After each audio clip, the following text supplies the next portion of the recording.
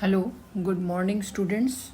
यह BA part first की economics की क्लास है जिसमें हम इकोनॉमिक्स का पेपर पढ़ने जा रहे हैं। फर्स्ट पेपर होता है माइक्रो इकोनॉमिक्स, व्यष्टि अर्थशास्त्र।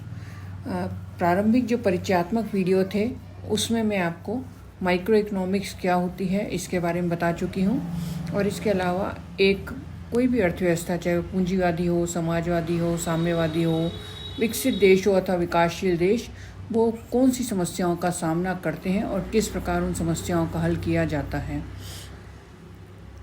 आज का हमारा जो टॉपिक है उसका नाम है law of diminishing marginal utility, सीमांत उपयोगिता का ह्रास नियम।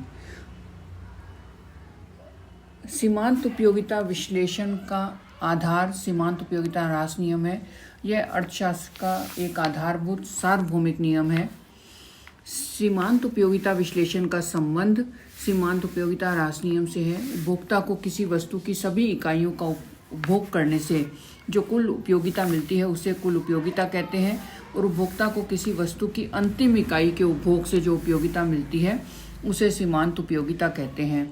अतः सीमांत उपयोगिता कुल उपयोगिता में हुई परिवर्तन की वह दर है जो किसी वस्तु की मात्रा में एक निश्चित अल्प परिवर्तन के कारण होती है। वापिस ये बात नोट कर लीजिए, सीमांत उपयोगिता कुल उपयोगिता में हुई परिवर्तन की वह दर है जो किसी वस्तु की मात्रा में एक निश्चित अल्प परिवर्तन के कारण होती है। सीमांत उपयोगिता ह्रास नियम के अनुसार जब कोई उपभोक्ता किसी वस्तु की अधिक इकाइयों का उपभोग करता है तो उसकी सीमांत उपयोगिता कम होती जाती है। इस सिद्धांत के प्रतिपादक मार्शल के अनुसार एक वस्तु के स्टॉक में वृद्धि होने से व्यक्ति को जो अतिरिक्त लाभ प्राप्त होता है वह भंडार में हुई प्रत्येक वृद्धि से कम होता जाता है। उपभोक्ता किसी वस्तु की अतिरिक्त इकाइयों का उपभोग अपनी आवश्यकताओं की पूर्ति के लिए करता है तो अतिरिक्त इकाइयां उसके लिए कम उपयोगी होने लगती हैं। अगर यह क्रिया कुछ समय तक चलती रहती है तो एक स्थिति वह आ जाती है जो उपभोक्ता को उस वस्तु की अतिरिक्त इकाइयों का उपभोग करने से कुछ भी संतोष प्राप्त नहीं होता है। प्रोफेसर बोल्डिंग के शब्दों में, अन्य सभी वस्तुओं के उपभोग को यथास्थिर रखते हुए जैसे जैसे उपभोक्ता किसी वस्तु के उपभोग को बढ़ाता जाता है वैसे वैसे ही परिवर्तनशील वस्तु की सीमांत उपयोगिता अनिवार्य रूप में घटती चली जानी चाहिए। अर्थात जैसे ही किसी वस्तु के स्टॉक में वृद्धि होगी वैसे ही उसकी सीमांत उपयोगिता कम हो जाएगी। सीमांत उपयोगिता ह्रास नियम ह्रास दर के बारे में कुछ भी नहीं बताता, परंतु इसका सीमांत उपयोगिता का ह्रास इसलिए होता है क्योंकि जब किसी उपभोक्ता के पास वस्तु की कम इकाइयां होती हैं तो वह उन्हें सबसे अधिक आवश्यक उपयोग में लगाता है, जिससे उसे सीमांत उपयोगिता अधिक मिलती है, परंतु इकाइयों में वृद्धि होने पर वह उन्हें पहले से कम महत्वपूर्ण उपयोगों में लगाया जाता है, जिससे सीमांत उपयोगिता अनिवार्य रूप से कम होती है। अगर उपभोक्ता इस स्थिति के बाद भी वस्तु का उपभोग जारी रखता है तो उस वस्तु से प्राप्त सीमांत उपयोगिता ऋणात्मक हो जाती है। अर्थशास्त्री इस प्रवृत्ति को सीमांत उपयोगिता ह्रास नियम या law of diminishing marginal utility द्वारा अभिव्यक्त करते हैं। नियम की मान्यताएं। उपभोक्ता का व्यवहार विवेकशील रैशनल माना जाता है। उपभोक्ता आर्थिक व्यक्ति होता है। उपयोगिता मापनीय है और इसके लिए मुद्रा का उपयोग किया जाता है। मुद्रा की सीमांत उपयोगिता को इस सिद्धांत में स्थिर माना गया है। उपभोग की गई वस्तु की इकाइयां उचित आकार व गुणों की दृष्टि से समरूप होनी चाहिए। उपभोग की प्रक्रिया सतत जारी रहती है, कंटिन्यूस रहती है, बीच में उसमें ब्रेक नहीं आता, समय अंतराल नहीं होता। उपभोक्ता की आय, आदतें, रुचि, फैशन में दिए गए समय में कोई परिवर्तन नहीं होता है। नियम लागू होने के कारण। प्रोफेसर बोल्डिंग के अनुसार यह नियम दो कारणों से लागू होता है। विभिन्न वस्तुएं एक दूसरे की अपूर्ण स्थानापन्न है, इसलिए एक वस्तु के उपभोग को बढ़ाने से सीमांत उपयोगिता घटने लगती है। दूसरा, विशिष्ट आवश्यकताओं की तृप्ति हो सकती है। All wants are सेटिबल।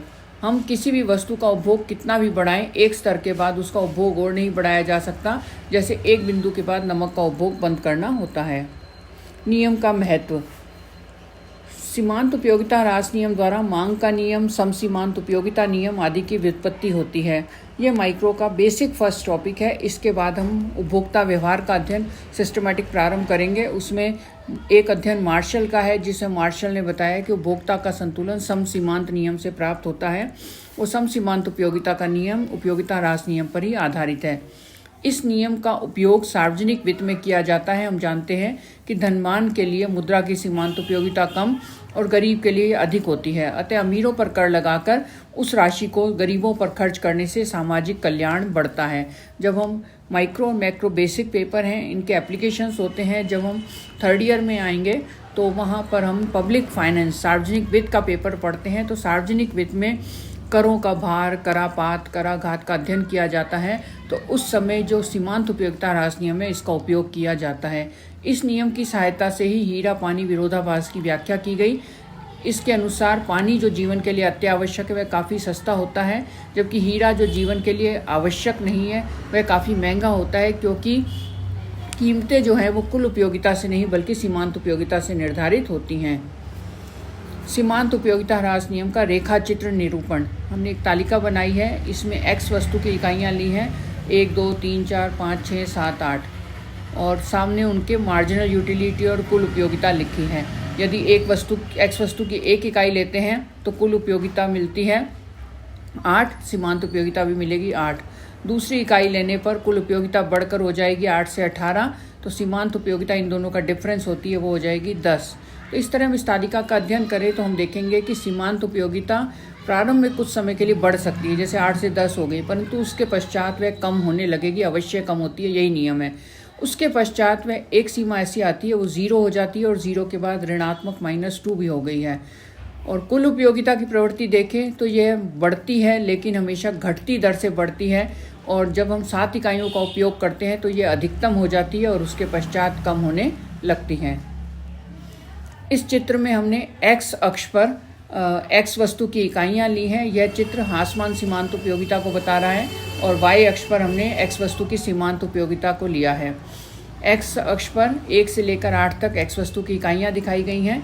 तो हमने देखा कि जब दूसरी इकाई का उपयोग करते हैं तो सीमांत उपयोगिता अधिकतम 10 हो जाती है और उसके पश्चात सीमांत उपयोगिता कम होने लगती है। जब तालिका के अनुसार x वस्तु की 7वीं इकाई का उपयोग किया जाता है तो सीमांत उपयोगिता 0 हो जाती है। यह चित्र में n बिंदु के द्वारा दिखाया गया है और उसके पश्चात x अक्ष के नीचे रेखा चली जाती है, अर्थात सीमांत उपयोगिता ऋणात्मक हो जाती है। इस चित्र में कुल उपयोगिता व सीमांत उपयोगिता में संबंध को दर्शाया गया है। पहले चित्र में हमने x अक्ष पर x वस्तु की इकाइयाँ ली हैं और y अक्ष पर x वस्तु की कुल उपयोगिता को चित्रित किया है, और दूसरे नीचे वाले चित्र में x वस्तु की इकाइयाँ x अक्ष पर ली हैं और y अक्ष पर x वस्तु की सीमांत उपयोगिता को लिया है। जब उपभोक्ता x1 इकाई का उपयोग करता है तो उस समय उसकी सीमांत उपयोगिता अधिकतम होती है और उसके पश्चात वे कम होने लग जाती है। टी बिंदु आप पहले चित्र में देखेंगे अत्यंत इम्पॉर्टेंट है। जहाँ कुल उपयोगिता अधिकतम होती है वहाँ पर सीमांत उपयोगिता 0 होती है और जहाँ पर कुल उपयोगिता कम होने लगती है वहाँ पर सीमांत उपयोगिता ऋणात्मक हो जाती है। अब इस जो सिद्धांत को हमने पढ़ा है, इस सिद्धांत का उपयोग हम जब पढ़ेंगे समसीमांत उपयोगिता नियम तब होगा। सीमांत उपयोगिता ह्रास नियम की कार्यशीलता के कारण ये हैं कि वस्तुएं एक दूसरे की पूर्ण प्रतिस्थापक नहीं होती हैं। अगर सभी वस्तुएं एक दूसरे की पूर्ण प्रतिस्थापक होती तो यह नियम कार्यशील ही ना होता।